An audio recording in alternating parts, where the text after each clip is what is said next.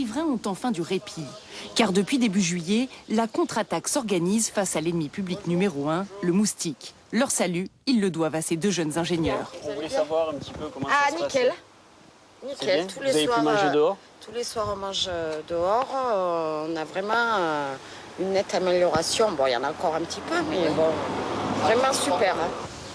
Leur arme, des bornes installées tous les 80 mètres.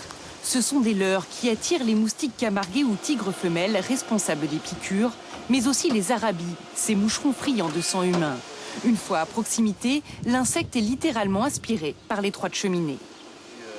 La borne anti-moustique va recréer la respiration d'un être humain, c'est-à-dire à la fois la diffusion de dioxyde de carbone et à la fois l'émission de phéromones comme on peut émettre à travers la transpiration corporelle.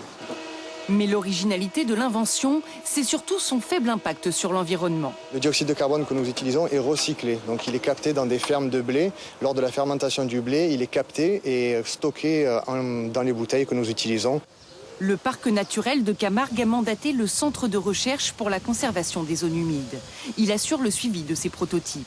3 fois par semaine, des cobayes exposent leurs mollets nus pendant 10 minutes. Une fois le moustique appâté, il est capturé. Et donc l'idée, c'est de comparer le nombre de moustiques qu'on va capturer à la vitesse du mollet dans les zones où il y a des pièges et dans les zones où il n'y a pas de pièges. Comme ça, on peut évaluer l'efficacité des pièges. On atteint des taux de diminution de l'ordre de jusqu'à 70%. Les fortes chaleurs ne favorisent pas la prolifération des moustiques. Il faudra donc encore attendre pour juger grandeur nature de la réelle efficacité de ces bornes.